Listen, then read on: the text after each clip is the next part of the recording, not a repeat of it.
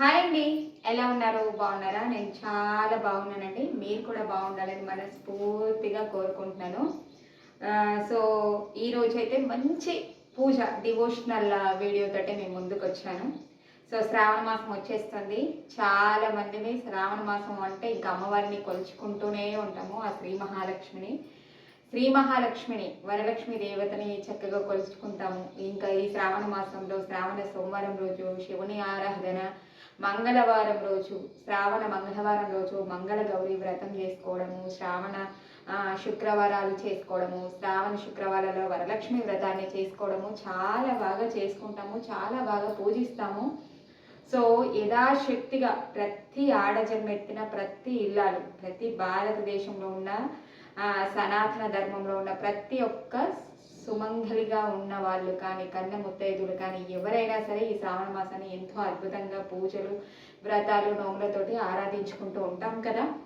So ఈ ఆరాధన రాను రాను ఎలాగైపోయిందంటే, ఒక విధంగా చెప్పాలంటే చాలా కమర్షియల్ ఎలిమెంట్స్ తోటి అయిపోతున్నది ఆరాధన అనేది. అది కాదు ముఖ్యము, మనం అమ్మవారికి నచ్చిన విధంగా పూజ చేసుకోవాలండి.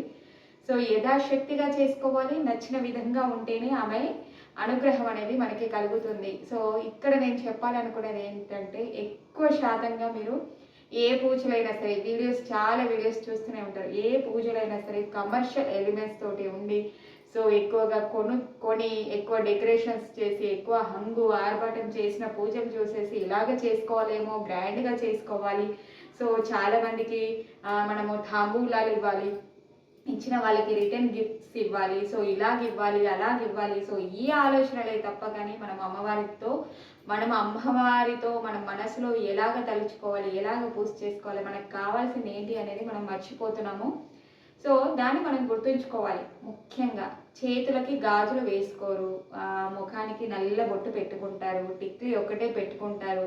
సో వాళ్ళు పూజ చేస్తూ కూర్చుని కనబడరు, కానీ వాళ్ళు చేసే డెకరేషన్స్ అవన్నీ చూపించి ఇది పెట్టాము, ఇది కొన్నాము, కొత్త వస్తువు ఇది తీసుకొచ్చాము, అది తీసుకొచ్చాము, ఇది పెట్టాము అని చెప్పి చూపించే ఆ షో పూజ ఏదైతే ఉందో దాన్ని చూసి మనం అట్రాక్ట్ అవుతున్నాము. సో శ్రావణ మాసం అంటే అది కాదు.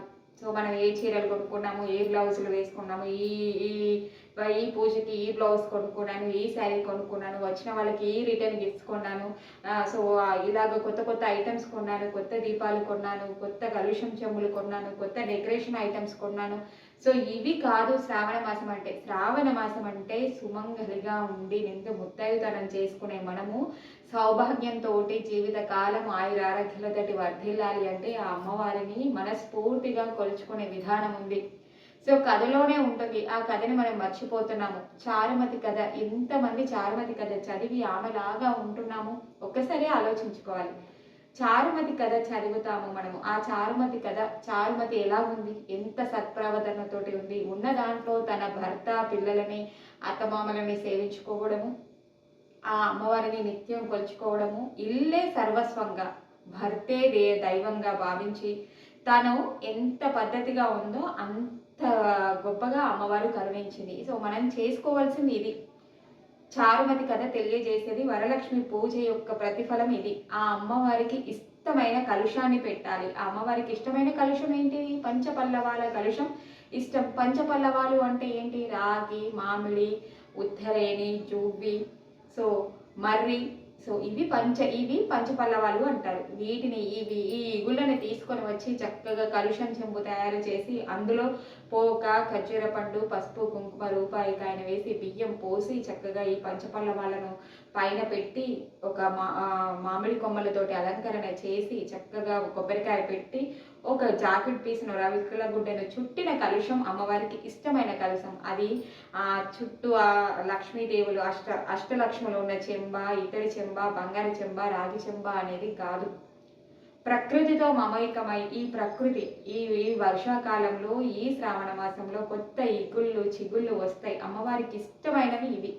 ఈ చెంబుని మనము ప్రతిష్ఠ చేసి, ఈ కలుషాన్ని ప్రతిష్ఠ చేసి పూజ చేసుకోవాలి. ఒకవేళ కలుషం పెట్టుకునే ఆనవాయితీ లేకపోతే చక్కగా అమ్మవారి ఫోటో పెట్టుకొని ఉన్నంతలో పసుపు గౌరమ్మని చేసుకొని కుంకుమార్చన చేసుకొని అమ్మవారి యథాశక్తిగా అష్టోత్తర నామావళితో పూజ చేసుకొని చక్కగా చారుమతి కథను చదువుకొని ఆ అమ్మవారి దగ్గర పెట్టిన ఏదైతే తోరం ఉందో ఆ తోరాన్ని కట్టి ఒక్కరికైనా సరే తాంబూలాన్ని ఇచ్చి చక్కగా నైవేద్యాల విషయానికి వస్తే 15 నైవేద్యాలు 20 నైవేద్యాలు అని చెప్తున్నారు. నేను కూడా చేసుకుంటాను నైవేద్యాలు, నేను కూడా గ్రాండ్గా చేసుకుంటాను, అంటే గొప్పగా చేసుకుంటాను. ఆర్భాటానికి పోను, ఎవరో చేసేటట్టుగా చేయాలని ఎక్కువ ఖర్చు పెట్టి కాదు, ఉన్నంతలో ఆ అమ్మవారి రూపం ఇంట్లో ఉండాలి కాబట్టి చక్కగా రూపంని తీసుకొని ఆ రూపానికి చక్కగా చీర కట్టి తర్వాత ఆ అమ్మవారి ఇలాగ ఇంటికి వచ్చినట్లుగా భావించి ఉన్న దాంట్లో ఆ చీరలు కూడా వేలు కాదు, నాకున్న శక్తికి నాకున్నది ఒక అంచు చీర తీసుకొని వచ్చి అమ్మవారికి కడతాను. ఇంకా నాకు కొనుక్కోవాల్సి వస్తే కొనుక్కుంటాను, లేదంటే జాకెట్ పీసులు పెట్టి వచ్చిన వాళ్ళకి పండు తాంబూలం ఇచ్చి చక్కగా కాళ్ళకి పసుపు రాసి పసుపు కుంకుమలు ఇచ్చి ఆమె ఆశీర్వాదాన్ని తీసుకోవడము. సో భర్త సంతోషంగా ఉండేలాగా చూసుకోవడము, పిల్లలు సంతోషంగా ఉండేలాగా చూసుకోవడము, ఇది మన పూజ, మన విధి ఇది. అంతే తప్ప ఎక్కువ కమర్షియల్ ఎలిమెంట్స్తో చూపించే పూజలు చేసి హంగు ఆర్భాటాలు చేసుకునే పూజలు కాదు. మనకి భక్తితో అమ్మవారిని ఆరాధించాలి. సో మనకి ఉన్నంతలో మనము సుఖంగా ఉండాలి అండి. ఒక్కటి డబ్బు దర్పము ఉన్నవాళ్ళు, అంత ఆర్భాటంగా ఉన్నవాళ్ళు గొప్పగా ఉంటారని చూసి ప్రలోభపడుతున్నారు. కానీ అది కాదు గొప్పతనము అంటే. ఉన్నంతలో ఉంటే ఏముంది, కోట్లు ఉన్నాయనుకోండి, తృప్తి లేని జీవితం చాలా మందికి ఉంది. పైకి చూసేటివన్నీ మెరుపులే, కానీ ఆ మెరుపుల వెనకాల ఏముంటుందో మనకు తెలీదు. ఒక సినిమా లాంటి జీవితం ఇది. ఆ సినిమా ఎందుకంటే నేను యూట్యూబ్ వీడియోస్ చేస్తూ ఉంటాను.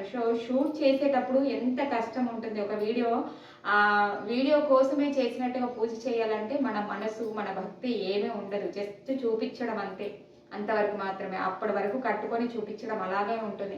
కానీ అలాంటి పూజ ఇష్టం లేక నేను ఏది చేస్తున్నానో అది చూపించుకుంటూ, ఏది చేయాలనుకుంటున్నా చేస్తూ పూజ చేసేంత వరకు మాత్రం ఖచ్చితంగా ఆ భగవంతుని దగ్గర చక్కగా పూజ చేసుకొని తర్వాత ఆ పూజ తర్వాత ఏదైతే హారతి కానీ ఏది కానీ సపరేట్గా వీడియోస్ తీసుకుంటూ న్యాచురల్గా ఉండేలాగా ఇది ఇలాగ చెయ్యాలని చెప్పే సిద్ధాంతాన్ని పెట్టుకున్నాను. సో ఇది నచ్చకపోవచ్చు, కాకపోతే ఇదే నిజం, ఇదే వాస్తవం. సో అలాగ పూజ చేసుకోండి. చక్కగా పిల్లల్ని ఉదయాన్నే చక్కగా వాళ్ళకి స్కూల్స్ ఉంటాయి, చక్కగా టిఫిన్ బాక్సులు పెట్టండి, చక్కగా ఏదో ఒకటి వండి పెట్టి వెళ్ళిన తర్వాత చక్కగా ఇంటిని శుభ్రం చేసుకొని ఇంకా భర్తని కూడా చక్కగా టిఫిన్స్ అన్నీ పెట్టి ఆర్భాటం చేసుకోకండి, హడావిడి పడకండి. సో మనకి సంసారం ఉంది, ఆ సంసారము చక్కగా ఉండాలి, ఆనందంగా సంతోషంగా ఉండాలి. షూట్ చేసి వీడియోలు చేసేటప్పుడు వీడియో తీసేవాళ్ళు వీడియోగ్రాఫర్స్ ఉంటారు, చేసేవాళ్ళు ఒకరు ఉంటారు, షూట్ చేసేవాళ్ళు ఒకరు ఉంటారు, ఇలా చాలా ఉంటాయి. సో అవన్నీ చూసేసి అలాగ చేసేసుకుంటున్నారే, మేము చేయలేకపోతున్నామే, మాకు మా ఇంట్లో వాళ్ళు సహకరించలేదే, మా భర్త సహకరించరు, మా భర్త ఎప్పుడు ఇలాగే ఉంటాడు, మా వారు అసలు ఎందులో కోఆపరేట్ చేయరు, మాకు ఇలాంటివి కొనివ్వరు, ఇలాంటివి ఉండవు, మా లైఫ్ ఇంతే అని అనుకోకండి. అసలు లైఫ్ అనేది, మన లైఫ్ చాలా అద్భుతమైన లైఫ్, చాలా సంతోషమైన లైఫ్ ఉంది మనకి. ఆ లైఫ్ని మనం ఈ లోపల పై మెరుగులు చూసేసి మనం ఆ లైఫ్ని కోల్పోతున్నాం. అది కాదు, ఎవ్వరు సహకరించరు. సో మావి చూపించేదంతా వేరే ఉంటుంది. ఉదాహరణకి చెప్తాను వినండి. మనం మామూలుగా మామూలుగా సినిమాలో చూపిస్తారు కదా. సో ఉదయాన్నే పూజ చేసుకునే విధానం అంటే 12 గంటలకు మిట్ట మధ్యాహ్నం 12 గంటలకు తులసి పూజ చేసే విధానం చూపించుకుంటూ తలగట్టు కట్టుకొని చూపిస్తూ ఉంటారు. సో అది మనం చూసేసి ఆహా ఎంత బాగుంది, ఎంత డెకరేషన్ ఎంత బాగుంది, ఎంత పద్ధతిగా ఉంది అని అనుకుంటాము. కానీ చేసే టైమింగ్ అదే మనం ఇంట్లో చేయాలంటే అలాగా వీలవుతుందా? ఉదయమే బ్రాహ్మీ ముహూర్తంలో లేసి గంటలు కొట్టడం వీలవుతుందా? వీలు కాదు. మన ఇల్లు ఉంటుంది, ఇల్లంతా చక్కబెట్టేసుకొని చూడండి, ఇల్లు తుడిచి ఊడిచి ఆ బాల్కనీలో ముగ్గు వేస్తారు. చిన్న వాళ్ళకైనా ముగ్గు వేసుకోవడానికి ఒక గంట టైం పడుతుంది. ఈ గంట టైములో ఒక చూపించేసేసి మేము చేసేసాం, మేము పొద్దున్న 3 గంటలకు లేసేసాము, 6 గంటల వరకు పూజ అయిపోయింది, గంట కొట్టేసామని హెవీగా డెకరేషన్ కనబడుతుంది. ఇంత హెవీగా డెకరేషన్ కనబడుతుంది, అంత హెవీగా డెకరేషన్ చేయాలంటే ఎంత టైం పడుతుంది? ఉదాహరణకి నేనే అమ్మవారిని అలంకరణ చేయాలంటే గురువారం ముందు రోజు మధ్యాహ్నం మొదలు పెడితే గురువారం సాయంకాలం వరకు డెకరేషన్ అమ్మవారి అలంకరణ అంతా చేసుకున్న తర్వాత మళ్ళీ మరుసటి రోజు ఇంకా కలుషము పీఠము పెట్టుకోవడం ఇదంతా చేసుకుంటాను. ఇంత టైం పట్టేది ఒక కాసేపట్లో చూపించేసేస్తే అయిపోతుందా? అది చూసేసేసి పొద్దున్న ఇన్ని తయారు చేసేసుకున్నారు, ఇన్ని నైవేద్యాలు చేశారంటే వెనకాల చేసే వాళ్ళు చాలా మంది ఉంటారు. సో ఆర్డర్స్ పెడుతున్నారు కావచ్చు, మీకు తెలుసా? ఆర్డర్స్ పెట్టుకొని తీసుకొచ్చుకొని పైన చూపిస్తున్నారు కావచ్చు, ఇన్ని నైవేద్యాలు చేసామని చూపిస్తున్నారు కావచ్చు.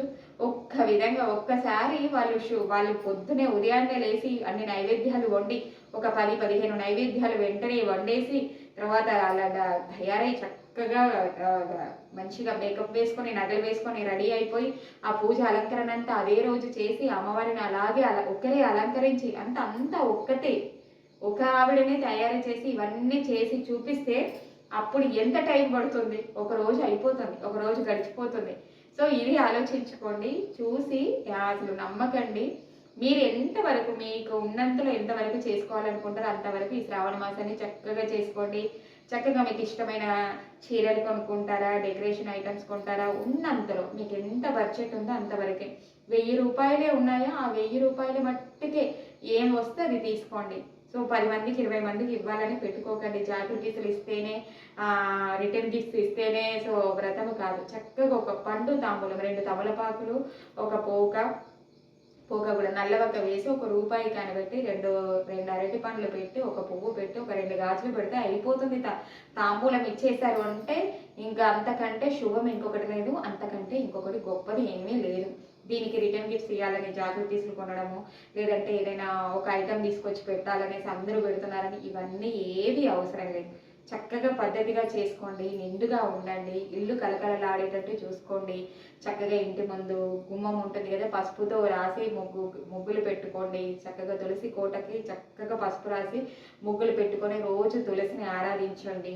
గుమ్మాన్ని చక్కగా అలంకరణ చేసుకోండి. పూలతో చక్కగా రోజు పూసే పువ్వులతో భగవంతుణ్ణి చక్కగా అలంకరించుకోండి. ధూపము, దీపము, నైవేద్యం విషయానికి వస్తే ఏదో హడావిడి పడకండి. చిన్న అటుకులు, బెల్లము, పుట్నాలతో కలిపిన నైవేద్యం అమ్మవారికి గొప్ప మహా నైవేద్యం. మీకు ఏది చేయడానికి వీలు కాలేదు, ఇంత టైం పడుతుంది అనుకున్నప్పుడు చక్కగా అటుకులు, పుట్నాలు, బెల్లం పెట్టండి. అది సర్వం నైవేద్యం కింద వస్తాయి, మహా నైవేద్యం కింద వస్తుంది. బెల్లం ముక్క పెట్టండి ఇంట్లో. ఇంక ఇవి ఏవి లేకపోతే బెల్లం ముక్క పెట్టండి, అది మహా నైవేద్యం కింద వస్తుంది. ఏవి లేవు పాలు పెట్టండి, కొంచెం చక్కెర వేసేసి పాలు నివేదన చేసుకోండి. పండు ఉంటే పండు నివేదన చేసుకోండి. తృప్తిగా చేసుకోండి, హడావిడి పడకండి, కంగారు పడకండి, ఏది పడకండి. చక్కగా మనస్ఫూర్తిగా పూజ మందిరంలో కూర్చుని ప్రశాంతంగా అమ్మవారి అష్టోత్తరాలు చదువుకుంటూ చక్కగా కుంకుమతో అర్చన చేసుకోండి. మహా అద్భుతం, ఇంతకంటే అద్భుతం ఇంకొకటి ఉండదు. ఎంత అద్భుతంగా ఉంటుందో ఆ అమ్మవారు సౌభాగ్యాన్ని ఇస్తుంది, సకల సంపదలను ఇస్తుంది.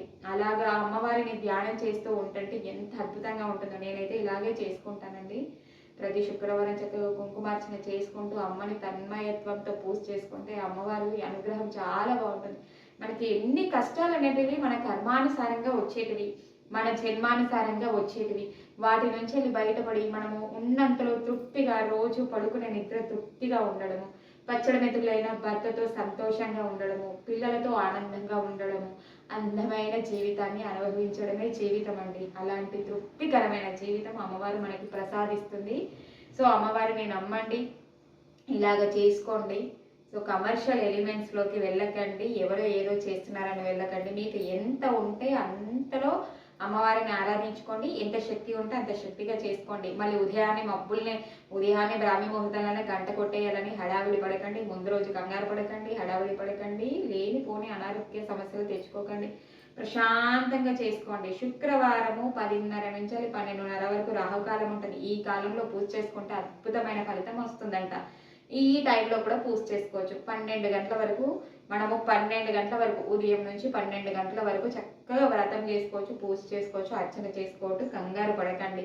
12 తర్వాత చేయకపోవడము మంచిది. ఒకవేళ వరలక్ష్మి వ్రతం రోజు వీలు కాలేదు అనుకుంటే చక్కగా చేసుకోండి. ఆ రోజంతా అమ్మవారి అనుగ్రహం మన పైన ఉంటుంది. మీకు ఏ టైంకు వీలైతే ఆ టైంకు చేసుకోండి. మళ్ళీ సాయంకాలము చక్కగా ఆరాధన చేసుకోండి, చక్కగా అర్చన చేసుకోండి. ఇలాగ చేసుకోండి. సో ఇంకా మంచి వీడియోస్ అయితే పెడతాను. వరలక్ష్మి వ్రతం సింపుల్గా ఎలాగ చేసుకోవాలి, మనము కలుషాన్ని ఎలాగ ఆరాధించాలి, తోరణము. సో మనము తోరణము లేని పూజ అయితే మనము వరలక్ష్మి వ్రతం అయితే చేసుకోకూడదు. చూడండి, శ్రీరామ రక్ష, నాకు ఈ తోరణమే శ్రీరామ రక్ష. ఈ తోరము చక్కగా సంవత్సరం వరకు ఉంటుందండి. సంవత్సరం వరకు ఉంచుకుంటాను. మళ్ళీ సంవత్సరం వరలక్ష్మి వ్రతం చేసుకునేటప్పుడు కొత్త తోరాన్ని కట్టి పాత తోరాన్ని తీసి చెట్ల మొదల్లో కానీ నీటిలో కానీ వేస్తాను అన్నమాట. సో ఈ తోర గ్రంథి పూజ చేసుకొని చక్కగా కలుషం పెట్టకపోయినా సరే ఫోటో పెట్టుకొని అయినా సరే అమ్మవారి బుక్ తీసుకొని చక్కగా బుక్ ఉంటుంది ఇక్కడ నా దగ్గర అయితే ఇలాగ బుక్స్ ఉన్నాయి. అమ్మవారి వ్రతకల్పము బుక్, వరలక్ష్మి వ్రతకల్పం బుక్ము చిన్నగా ఉంటుంది. చక్కగా ఈ బుక్లో ఉన్నట్టుగా పూజ చేసుకోండి. ప్రతి శుక్రవారము ఇలాగ పూజ చక్కగా ఫోటో ఉంటుంది కదా, ఫోటోలో విగ్రహం ఉంటే పూలతో అర్చన చేసుకోండి. ఇలాగ మామూలుగా దీపారాధన చేసుకొని చక్కగా కూర్చొని ఈ వ్రతకల్పము బుక్ చదువుకుంటూ కుంకుమార్చన చేసుకోండి. అద్భుతము. ఒక కొబ్బరికాయ కానీ ఏదైనా పండో ఫలమో నైవేద్యం పెట్టి ఆరాధన చేసుకోండి. ఇలాగ శ్రావణ మాసాన్ని అద్భుతంగా ఉన్నంతలో యథాశక్తిగా పోస్ట్ చేసుకోండి. ఇంక ఇదైతే ఈరోజు వీడియో అండి. చక్కగా శ్రావణ మాసంలో ఇంకా ఎలా పూజ చేసుకోవాలనేది వీడియోస్ పెడతాను, చూడండి. నన్ను ఇలాగే ఆదరించండి. సో మీ సపోర్ట్ ఎప్పుడు మనస్ఫూర్తిగా ఇలాగే ఉండాలని కోరుకుంటున్నాను. మరొక మంచి వీడియోతోటి కలుసుకుంటాను. Thank you for watching. Bye bye. అందరికీ నమస్కారం. ఆ అమ్మవారి ఆశీస్సులు అందరికీ ఉండాలని మనస్ఫూర్తిగా కోరుకుంటున్నాను. ఓం శ్రీ మాత్రే నమః.